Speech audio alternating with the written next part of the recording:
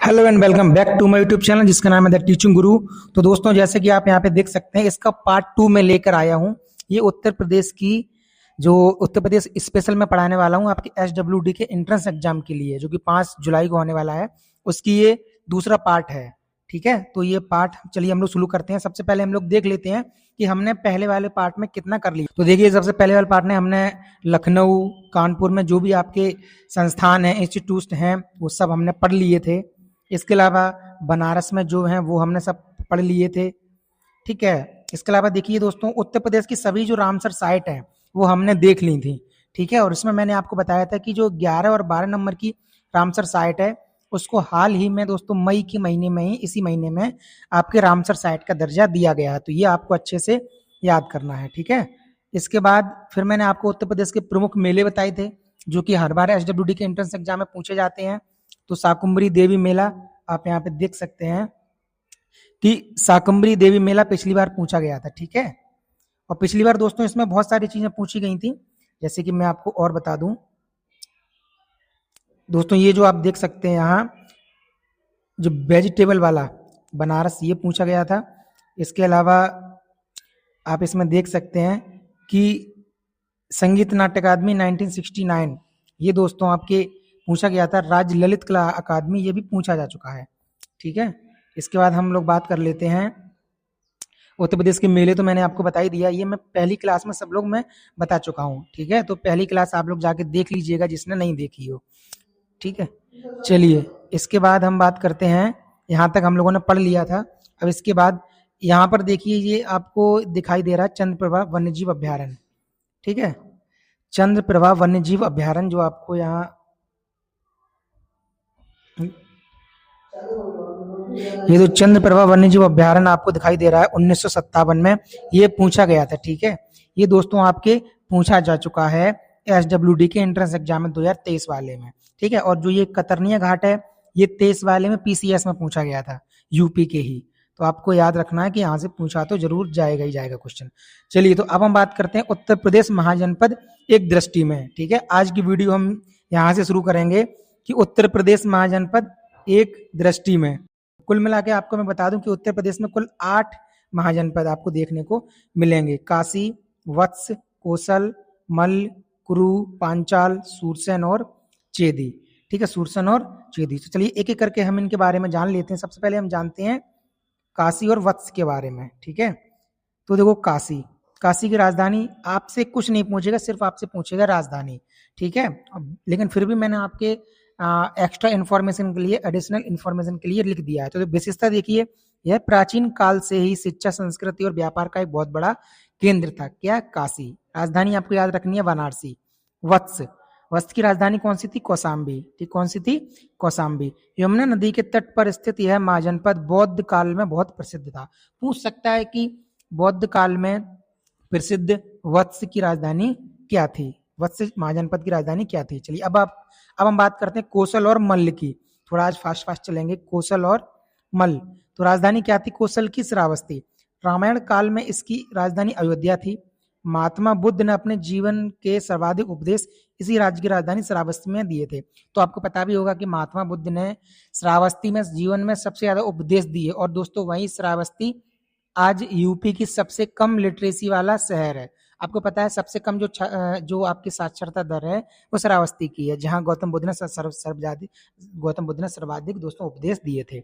बात करते हैं मल्ल, राजधानी क्या थी? कुशीनगर और पावा। ठीक है, कुशीनगर और पावा। विशेषता इसकी क्या थी?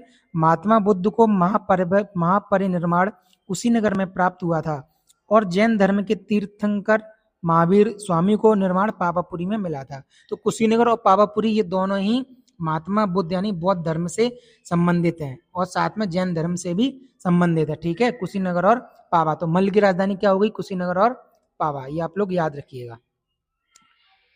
अगर आपको लग रहा हो कि मैं थोड़ा फास्ट पढ़ा रहा हूं तो चलिए मैं थोड़ा स्लो कर दे रहा हूं।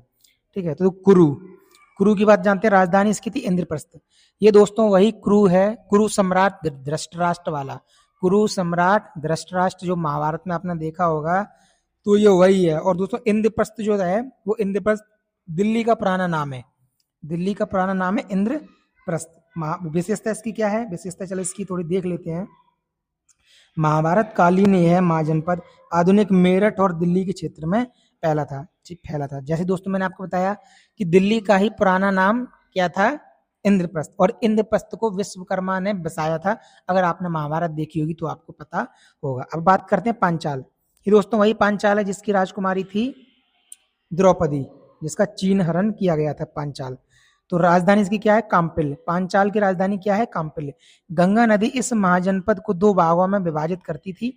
यह क्षेत्र अपनी सुदृढ़ शासन व्यवस्था के लिए जाना जाता था।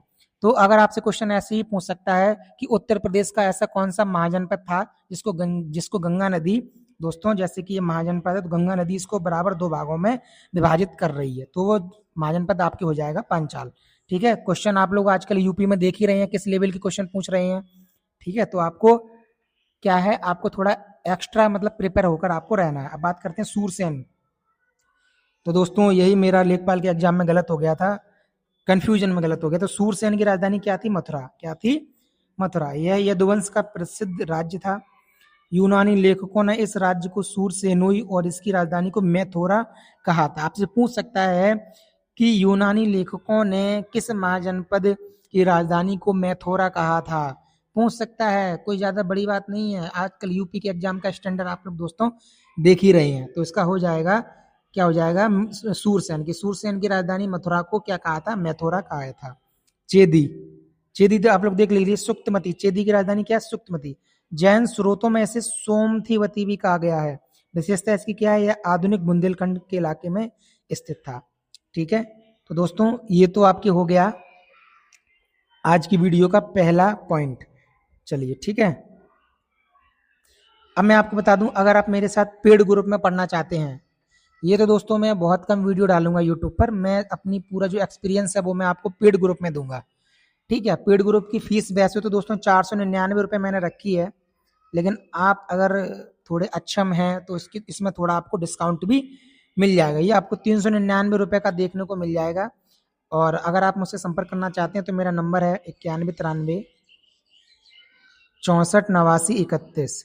9193 64 89, नहीं सॉरी थोड़ा गलत हो गया दोस्तों, 9193 64 है, यहाँ पे 89 नहीं है, 9193 64 89 31 मेरा नंबर है। इस पर आप मुझे व्हाट्सएप पे बात करके मुझसे बात कर सकते हैं। व्हाट्सएप पे मैसेज करके बात करने के बाद आप फीस पेमेंट करके उसका स्क्रीनशॉट भेजकर मैं आपको पेड ग्रुप में ऐड कर दूंगा। आपको ये जो पूरी पीडीएफ आपको दिखाई दे रही है, ठीक है, पूरी पीडीएफ दोस्तों आपको हर कोई पीडीएफ आपको मिलेगी पेड ग्रुप में। अगर आप मेरे साथ यहाँ पे पढ़ रहे हैं तो आपको कुछ नहीं मिलने वाला है। पेड ग्रुप में आपके सारे डाउट में क्लियर करूंगा, सब कुछ आपको मैं बताऊंगा। ठीक है, ये पीडीएफ भी आपको पेड ग्रुप में मिल जाएगी। चलिए अब इसके बाद हम लोग बात करते हैं उत्तर प्रदेश की 1857 की क्रांति में प्रमुख स्थल आपके कौन कौन से थे। ठीक है, तो सबसे पहले हम देखो बात कर लेते हैं कौन कौन से स्थल की बात करेंगे इसमें, वो हम लोग देख लेते हैं। झांसी की बात करेंगे हम लोग, झांसी की बात करेंगे, कानपुर की बात करेंगे, लखनऊ की बात करेंगे, इलाहाबाद बनारस की बात करेंगे, बरेली की बात करेंगे, बांदा की बात करेंगे, मेरठ की, और अयोध्या जिसका पूर्व में नाम क्या था, फैजाबाद, हम लोग उसकी बात करेंगे। तो उत्तर प्रदेश के 1857 क्रांति के प्रमुख स्थल की दोस्तों हम बात करेंगे, और इनमें जो पूछा जाता है वही बात करेंगे, फालतू की दोस्तों हम इसमें एक्स्ट्रा बकवास नहीं करेंगे। तो सबसे पहले हम लोग चलिए जान लेते हैं, इसको जूम करके बताएंगे तो आप लोगों को अच्छे से समझ में आएगा। ठीक है, देखिए झांसी, झांसी की आपको पता है, झांसी की रानी ने झांसी से क्या किया था, झांसी की रानी लक्ष्मीबाई ने झांसी से नेतृत्व किया था और इस विद्रोह को दबाया था कैप्टन ह्यूरोज ने, कैप्टन ह्यूरोज ने। तो ठीक है दोस्तों, और उसने ही कहा था जब युद्ध खत्म हो गया था, रानी की, झांसी की रानी लक्ष्मीबाई मर गई थी, तो उसने कहा था कि यहाँ जितनी भी लाशें पड़ी हैं उसमें से सिर्फ ये एक जो लाश है झांसी की रानी की, अकेली यही मर्दानी थी, ये किसी मर्द की लाश है। क्योंकि झांसी की रानी को दोस्तों कहते नहीं ना कि खूब लड़ी मर्दानी हुए, तो झांसी वाली रानी थी। ठीक है, चलिए अब बात करते हैं कानपुर। तो कानपुर से दोस्तों तात्या साहब एवं मतलब नाना साहब एवं तात्या टोपे ने दोस्तों लड़ा था और उसको दबाया था कोलिन कैंपबेल ने। ज्यादा से ज्यादा आपसे इतना पूछा जाएगा कि किसी शहर का नाम देकर पूछा जाएगा कि यहाँ से नेतृत्वकर्ता कौन थे और यहाँ के विद्रोह को किसने दबाया था। दोस्तों सिर्फ और सिर्फ 2 ही चीजें पूछता है, इसके अलावा तीसरी चीज आपसे नहीं पूछेगा। तो आपको इसको याद रखना चाहिए कि झांसी का जो नेतृत्व दोस्तों किया था रानी लक्ष्मीबाई ने और दबाया था कैप्टन ह्यूरोज ने। कानपुर से नेतृत्व किया था नाना साहब ने और दबाया था इसको कॉलिन कैंपबेल ने। लखनऊ से आपको पता होगा बेगम हजरत महल ने किया था, और उसको दबाया था कोलिन कैंपबेल ने। बेगम हजरत महल दोस्तों भाग गई थी नेपाल, जब उनके महल को कब्जा लिया था तो ये नेपाल भाग गई थी। ठीक है, चलिए अब हम बात करते हैं इलाहाबाद और बनारस की। इलाहाबाद और बनारस नेतृत्वकर्ता कौन थे? मोहम्मद लियाकत अली। क्वेश्चन बार बार 1000 बार पूछा गया है। विद्रोह को दबाया था कर्नल नील ने, कर्नल नील ने। ठीक है, अब बात करते हैं फैजाबाद, जिसका वर्तमान में नाम है अयोध्या। नेतृत्व करता है इसके मौलवी अहमद शाह। इसको दबाया था कोलिन कैंपबेल ने। ठीक है, कैंपबेल का प्रभाव दोस्तों क्या था? कानपुर, लखनऊ और बरेली, इन तीनों बड़े केंद्रों पर अंतिम रूप से नियंत्रण स्थापित करने वाला मुख्य जो सैन्य अधिकारी दोस्तों कौन था? वो कोलिन कैंपबेल ही था। 1857 की क्रांति को दबाने में तो सबसे ज्यादा जो योगदान था वो कोलिन कैंपबेल का ही था। चलिए अब हम बात करते हैं बरेली से। तो बरेली से नेतृत्वकर्ता कौन थे? खान अब्दुल खान। ठीक है, बरेली से खान बहादुर खान। यहाँ के उसको दबाया था कोलिन कैंपबेल और विंसेंट आयर ने। ज्यादा इसमें योगदान था विंसेंट आयर का। ठीक है, चलिए अब हम बात करते हैं बांदा। ठीक है दोस्तों, बांदा यूपी का एकमात्र ऐसा जिला है जहां से हीरा निकाला जाता है, याद रखना। ये सब मैं आपको आगे पढ़ाऊंगा। नेतृत्वकर्ता इसके कौन है? नवाब अली बहादुर द्वितीय। और इसके विद्रोह किसने दबाया? जनरल वेटलॉक ने।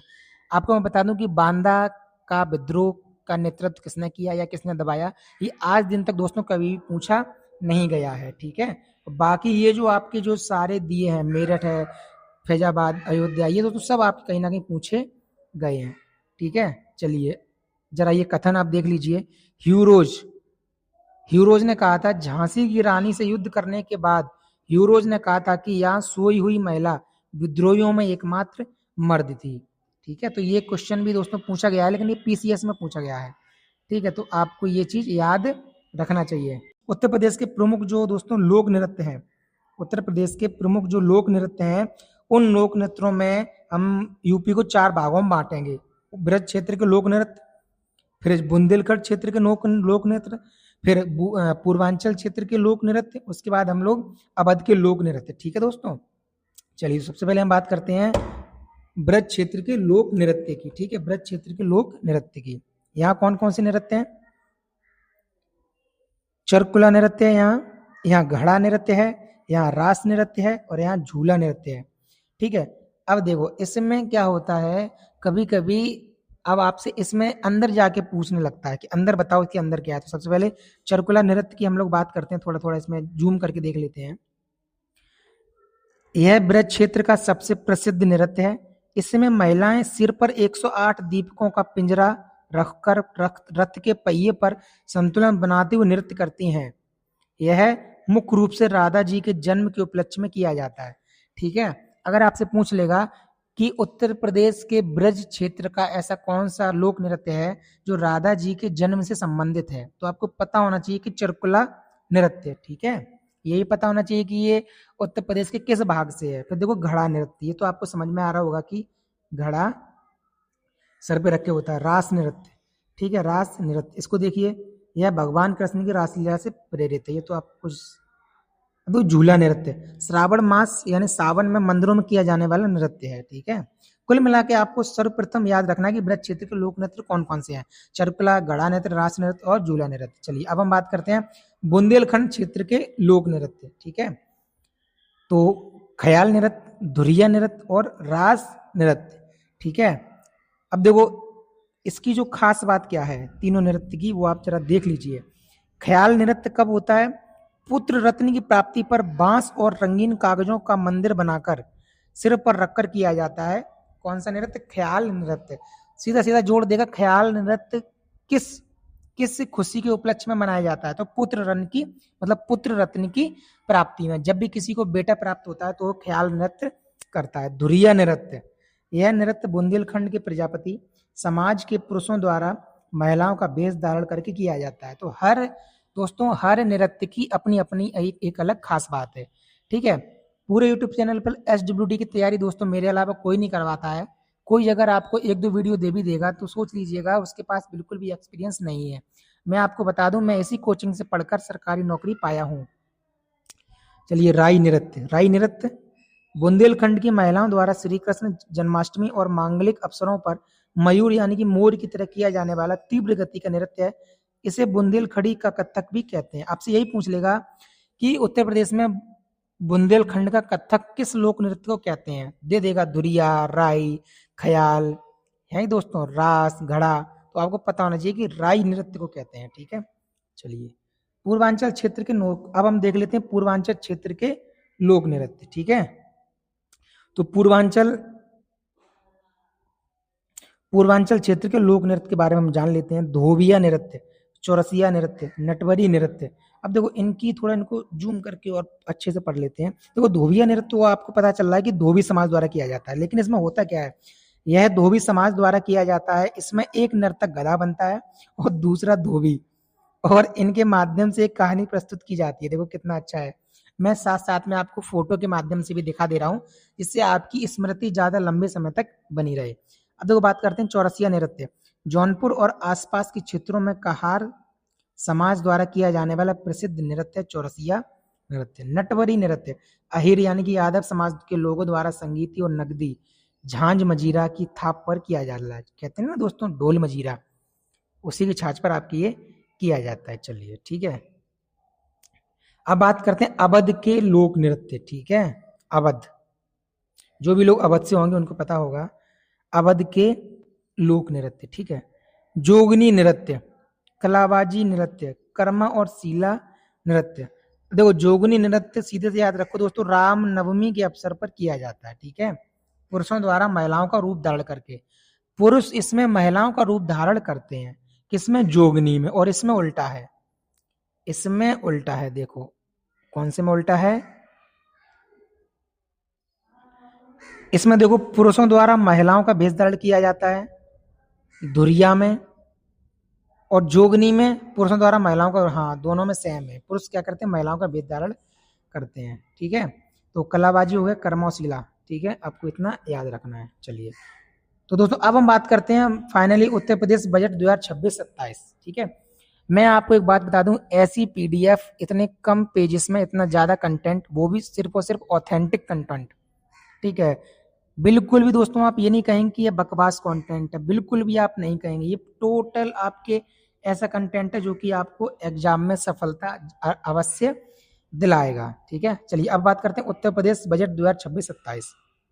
उत्तर प्रदेश बजट 2026-27, इसके महत्वपूर्ण बिंदु के बारे में हम लोग बात कर लेते हैं। तो देखो सबसे पहले जान लो इसका कुल बजट क्या है, तो 9,12,696.35 करोड़ प्लस 12.9 करोड़, यानी कि इसका मतलब है कि पिछली बार से, यानी कि 25-26 से 12.9 करोड़ की वृद्धि हुई है 26-27 वाले, मतलब पिछली बार से ये इतना ज्यादा है। राजकोषीय घाटा आपके 3% रहने का लक्ष्य है। ठीक है, कितना राजकोषीय घाटा, 3%। अब देखो दोस्तों, वित्तीय वर्ष 2026-27 के लिए उत्तर प्रदेश की सकल राज्य घरेलू उत्पाद 39.8 लाख करोड़ का अनुमानित है। ये तो नहीं पूछेगा। अब देखो इसमें पूछेगा सर्वाधिक जो बजट पूछेगा कि उत्तर प्रदेश बजट 2026-27 में सर्वाधिक बजट दोस्तों किसको दिया गया है, तो बेसिक शिक्षा को दिया गया है। सबसे बड़ा हिस्सा 77,622 करोड़ आवंटित किया गया है। इसीलिए दोस्तों मैं कह रहा हूं इस बार आपके हमारे यूपी में जरूर 100% शिक्षक भर्ती आएगी। ठीक है, तो इसलिए मैं कह रहा हूं आप लोग तैयारी करके रखिएगा। माध्यमिक शिक्षा को 22,167 करोड़ मिले हैं, उच्च शिक्षा को 6,591 करोड़ मिले हैं। ठीक है, चलिए इसके बाद हम लोग बात कर लेते हैं। देखो अब इसमें क्वेश्चन कौन सा पूछा जाएगा, सर्वाधिक वृद्धि किसमें हुई है, तो देखो व्यावसायिक शिक्षा में, वोकेशनल एजुकेशन में दोस्तों आप विश्वास नहीं मानेंगे, इसमें सबसे बड़ा उछाल देखा गया है। 88% की बढ़ोतरी के साथ 3,349 करोड़ रुपए दिए गए हैं। 88% वृद्धि आप समझ सकते हैं ना, तो सब सर्वाधिक वृद्धि इसी में है, व्यावसायिक शिक्षा में। तो आपसे क्वेश्चन पूछ लेगा कि उत्तर प्रदेश बजट 2026-27 में सर्वाधिक बजट वृद्धि किसको दिया गया है, किसका हुआ है, तो आपसे पूछ लेगा बेसिक शिक्षा, माध्यमिक शिक्षा, उच्च शिक्षा और व्यावसायिक शिक्षा। तो आपको पता होना चाहिए कि 88% की वृद्धि हुई है व्यावसायिक शिक्षा में। मुख्यमंत्री अभ्युदय स्कूल एक योजना चलाई गई है, हर जिले में एक अभ्युदय स्कूल विकसित होगा इसमें। ठीक है, तो एक और नई योजना है रानी लक्ष्मीबाई स्कूटी योजना, मेधावी छात्राओं को स्कूटी देने के लिए रुपए 400 करोड़ का प्रावधान किया गया है। ठीक है। उत्तर प्रदेश एआई मिशन, ये क्या है? उभरती हुई तकनीकों और आर्टिफिशियल इंटेलिजेंस के लिए नया मिशन शुरू होगा। लखनऊ और गौतम बुद्ध नगर में यूएचयूवी, इसका मतलब है उत्तर प्रदेश हब की स्थापना होगी। आपसे पूछ लेगा उत्तर प्रदेश बजट 2026-27 में यूएचयूबी यानी उत्तर प्रदेश हब के लिए किन दो शहरों का चुनाव किया गया है? तो आपको पता होना चाहिए लखनऊ और गौतम बुद्ध नगर का। ठीक है। अब देखो गन्ने के दाम में वृद्धि आपकी हुई है रुपए 30 प्रति कुंटल। ठीक है, रुपए 30 प्रति कुंटल की वृद्धि हुई है। दो एक नई योजना चलाई गई है, इसको थोड़ा जूम कर लेते हैं। टेक युवा सामर्थ्य युवा योजना, ये इसी साल चलाई गई है की घोषणा की गई है, जिसका उद्देश्य युवाओं को ब्लॉकचेन, साइबर सिक्योरिटी और ड्रोन टेक्नोलॉजी जैसे आधुनिक क्षेत्रों में स्किल्ड बनाना है। ठीक है। अब देखो जो सबसे ज्यादा जो पूछने वाला क्वेश्चन है, मैं गारंटी लेता हूँ ये क्वेश्चन पूछा जाएगा, ये वाला। ठीक है। सरदार वल्लभ भाई पटेल रोजगार एवं औद्योगिक क्षेत्र योजना, ये इसी साल इसको लॉन्च किया गया है। इस बिल्कुल नई योजना के लिए बजट में 575 करोड़ का प्रावधान किया गया है। ठीक है। तो ये क्वेश्चन, ये योजना इसी साल यूपी में चलाई गई है, तो आपसे पूछे जाने की बहुत ज्यादा इसकी संभावनाएं हैं। ठीक है। मुख्यमंत्री युवा उद्यमी विकास अभियान, उद्देश्य इसका क्या है? इसका उद्देश्य है युवाओं को स्वरोजगार से जोड़ने के लिए बिना ब्याज और बिना गारंटी के 5 लाख तक का लोन दिया जाएगा। ठीक है। आपसे पूछ लेगा मुख्यमंत्री युवा उद्यमी विकास अभियान में युवाओं को रोजगार से जोड़ने के लिए बिना ब्याज और बिना गारंटी के कितने लाख तक का लोन मुहैया कराया जाएगा? पूछ लेगा 5 लाख तक का, 10 लाख तक का, 2 लाख तक का, 20 लाख तक का। तो आपको पता होना चाहिए कि 5 लाख तक का, क्योंकि ये करंट की श्रेणी में आ जाता है। लक्ष्य इसका क्या है? इसका लक्ष्य हर साल 1 लाख नए सूक्ष्म उद्योग यानी कि माइक्रो एंटरप्राइजेस स्थापित करना। ठीक है दोस्तों, तो मैं आपको बता दे रहा हूँ, अगर आपको यहाँ तक वीडियो पसंद आई हो तो बिना कहे यार भाई वीडियो को लाइक कर दो, चैनल पर नहीं हो तो चैनल को सब्सक्राइब कर दो। क्योंकि मैं बता रहा हूँ, मैं आपको बहुत कम पढ़ाऊंगा, लेकिन उतना पढ़ाऊंगा जितने में आपका आसानी से काम हो जाए। मैं फालतू की चीज़ें आपको पढ़ाने वाला नहीं हूँ। ठीक है। मोबाइल नंबर मैंने आपको अपना बता ही दिया था, आप उसके साथ जुड़ सकते हैं मेरे टेलीग्राम पे। इसके साथ ही मैं अपने टेलीग्राम ग्रुप का लिंक भी डाल दूंगा इसके डिस्क्रिप्शन में और इसके वीडियो में। ठीक है। चलिए अब हम बात करते हैं उत्तर प्रदेश के खनिज संसाधन। ठीक है। उत्तर प्रदेश के खनिज संसाधन, यहाँ से भी क्वेश्चन बार बार पूछा जाता है यूपी के सभी एग्जाम में। चलिए सबसे पहले हम बात करते हैं उत्तर प्रदेश की पहली जो खनिज नीति थी वो दिसंबर 1998 में घोषित की गई थी, लागू की गई थी, जिसके तहत खनिज विकास को उद्योग का दर्जा दिया गया था। ये क्वेश्चन पीसीएस में पूछा गया है कि उत्तर प्रदेश की पहली खनिज नीति 1998 में घोषित की गई थी, जिसके अनुसार और खाली स्थान दिया गया था कि दर्जा दिया गया है, तो अलग अलग उसमें दिया गया था, तो उसमें आएगा उद्योग का दर्जा दिया गया था। लेकिन वर्तमान में 1998 वाली खनिज नीति लागू नहीं है, वर्तमान में लागू है दूसरी। कौन सी है?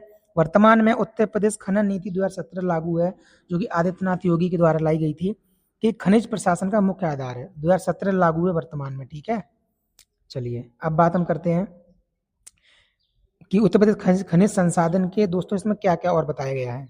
तो खनन पट्टों के आवंटन में भाई भतीजावाद और माफिया राज को खत्म करने के लिए यूपी गवर्नमेंट ने ई टेंडरिंग यानी इलेक्ट्रॉनिक टेंडरिंग, अब जो आपका जो टेंडर बांटा जाता था वो ऑफलाइन मोड में कार्यालय में नहीं बांटा जाएगा, अब इसकी ऑनलाइन नीलामी लगती है। ठीक है। तो ई टेंडरिंग और ई ऑक्शन को अनिवार्य किया गया।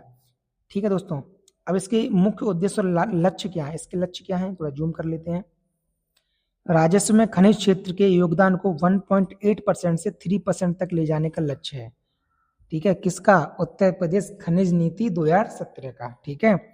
खनिज संसाधनों के अवैध दोहन, परिवहन और ओवरलोडिंग पर पूरी तरह लगाम लगाना भी इसका एक लक्ष्य है। अब इसमें देखो क्या है, कड़े दंड का प्रावधान किया गया है, मतलब अवैध खनन और परिवहन पर जुर्माने की राशि को बढ़ाकर 5 लाख प्रति वाहन तक किया गया और साथ ही कारावास की अवधि को भी बढ़ाया गया है।